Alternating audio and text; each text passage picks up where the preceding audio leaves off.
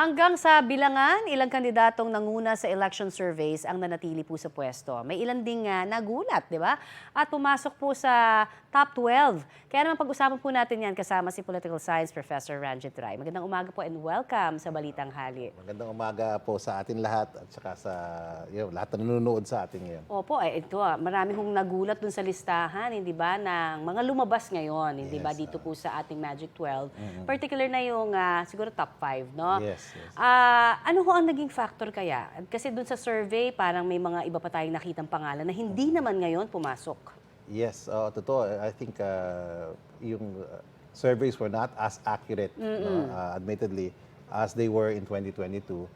Pero gaya nga ng sabi na, ako makapag-usap lang ako doon sa datos namin sa Okta Research. Yes, No? po. Sa Okta Research, pag tinignan mo yung aming survey nung April 20 to 24 na andyan naman sa internet and available sa media everywhere, and you can verify this. Pag tingnan mo sa aming survey, medyo doon pa lang sa survey niya makita na dikit-dikit.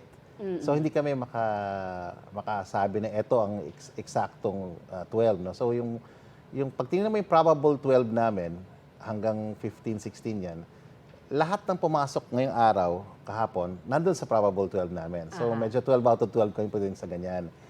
Pero of course, yung ranks, ibang-iba. Yes. So yung expectation sa survey, napalitan ng realidad ng boto natin. And para sa akin, mas importante yun. No? Pag tingnan natin yung surveys natin, mukhang mga entertainers, mga popular eh. Yes. Pero tingnan nyo yung boto natin ngayon. No? Yung realidad, yung no? realidad, no? At mas maraming masaya sa realidad. No? Nakita natin, pumasok si Senator Bam, si Senator Kiko, na nasa laylayan, no, in a sense, dun sa mga surveys. And so, dun pa lang malalaman, number one, hindi namang bobotante yung mga Filipino voters. Number two, marami sigurong nagpalit ng kailang pag-iisip, no? Tumalabas din sa surveys yan, 20% po ng ating mga botante nagdidesisyon lang on the day of the voting, kahapon lang. Yun nga ang tatanong ko, malaking factor ba? Kasi di ba every time nagpapasurvey, may mga undecided. Yes po. Pumapasok din yun last minute Yes, sa mga boto. kailangan natin pag-aralan po yung returns, no? Itong actual na boto natin. Once we get data, siguro pwede natin pag-aralan. Number two, yung another 20% or close to 20%, nagdidesisyon lang 1 week before the election. So, okay. makita almost half na yan ng ating voters, no? Tapos, pag tingnan mo yung survey results namin over the last 2 or 3 cycles, yung fill-out rate, yung pagpuno yung ating pagboto natin, hindi na rin nakakakumpleto ng isang dosena. Oo, maraming nga ganun. Ang kadalasan, 5 hanggang 7 names lang. At some point, nagkaroon ng 8 names, depende sa rehiyon. Pero by and large, on the average, about 5 to 7 names. So, hindi na pupuno yung boto. At yung mga ibang botante, bumoboto na straight PDP. May mga Okay, so may ganun rin. strategic voting rin. So makikita nyo, putting all of that together, plus syempre yung kampanya ng mga individual candidates, ito yung lumabas. No? Alright. Sabi nila malaking factor din daw, no? At least sa pagpasok nitong yung dalawang magbabalik na senador, no? Bam Aquino and Kiko Pangilinan, yung majority daw ng mga Gen Z votes. Kasi mas malaki daw ngayon ang mga kabataan na bumoto. Tama ba yun? Kasi yun yung sinasabi nilang panghatak daw nila. Yeah. Unang-una, lumaki yung ating voting population. No? Now versus 2022, dumami rin ang ating mga Gen Z at saka millennials natin. And put together, they'll probably make up at more than 40% of the vote. No? Oh, wow. Close to 50% of the vote. So, hindi natin alam ngayon kung ano yung turnout nila. Pero definitely, malaki yan. Kasi malaki ang turnout lagi ang participation rate sa atin sa Philippines is between 70 to 80%. So we can expect marami dyan mga bumoto, mga bata, first-timers.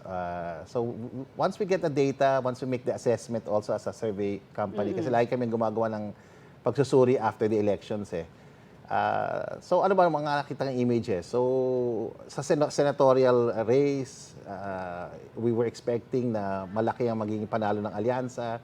Mukhang they're going to get 5, no? Less than 5 or 6, less than the 7, 8 that we were expecting. the opposition, sa trends basically now, mukhang pinakananalo ito yung opposition. Opposition na kasama ng Duterte family at yung opposition na Dilawan, Pink na associates.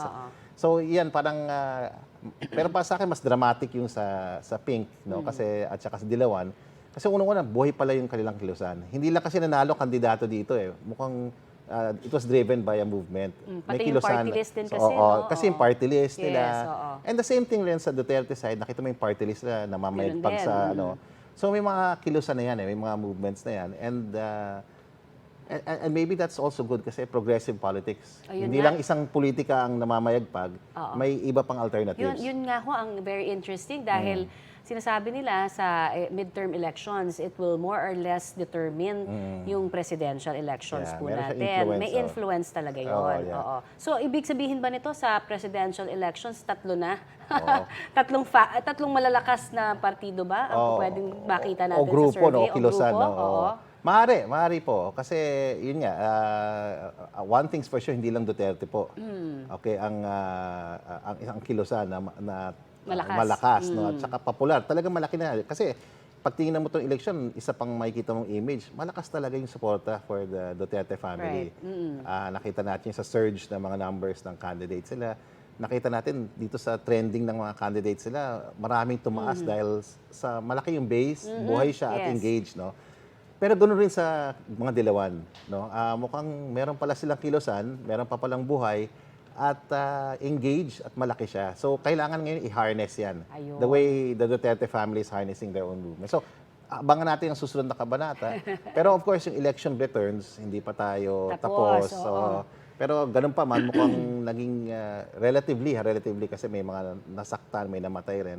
Relatively, despite that, relatively peaceful daw at saka maayos yung ating election so far. Yes. So, we have to give ourselves a pat on the back, no? Kasi tayo mga Filipino voters, talagang we went out to vote. Nakita natin sa Senate elections, yung boses natin pinakinggan. And kailangan natin matandaan, ang totoong puwersa nasa atin. What we do as individuals, as citizens, is more important than anything government or political movements or political parties can do to change our politics. Alright. So, yan. Naku, marami kami natutunan. Maraming pong salamat sa inyo pong binigay sa aming oras, Professor. Thank you. Thank you. Yan naman po si Professor Ranjit Rai.